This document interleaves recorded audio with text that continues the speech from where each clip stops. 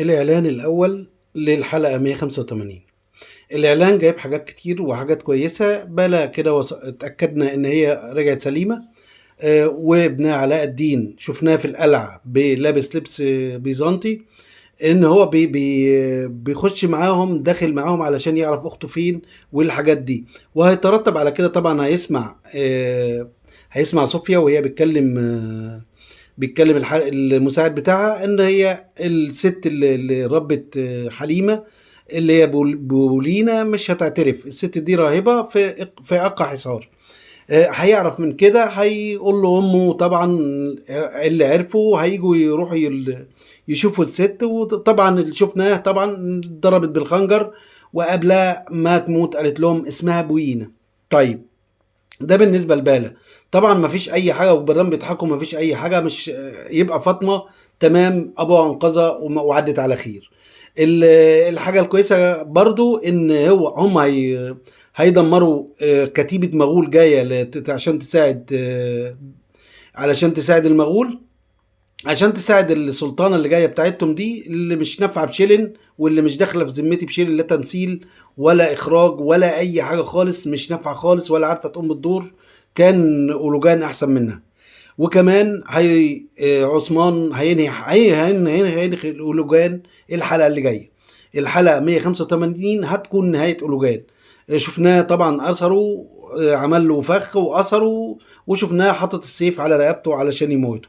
واكيد هيموته، يعني مش هيسيبه، مش حتى لو جه جيش المغول كله مش هينقذه من دي، على اللي عمله فيه وعلى اللي عمله في القبائل والقبائل مواليه وقبيلته.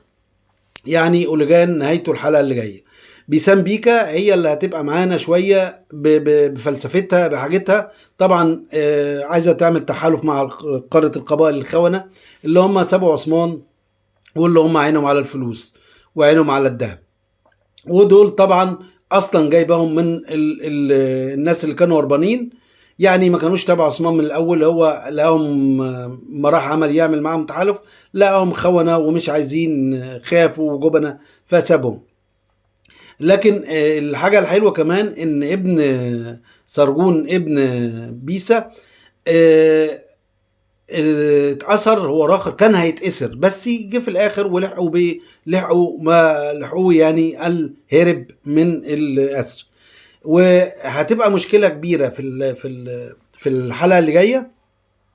احنا لسه هنشوف الاعلان التاني، والاعلان التاني برضه هنعمل له تحليل لكم، لان ده اللي بيحصل، ده اللي الاعلانات ما بتجيش اللي اول هو اللي بيجي في الحلقة، والتاني هو اللي بيجي، هو ممكن يكون مختلط. هيبان لنا في الاعلان التاني ايه الجديد في الاعلان، وايه اللي حصل تاني في الحلقة على ما نشوفها.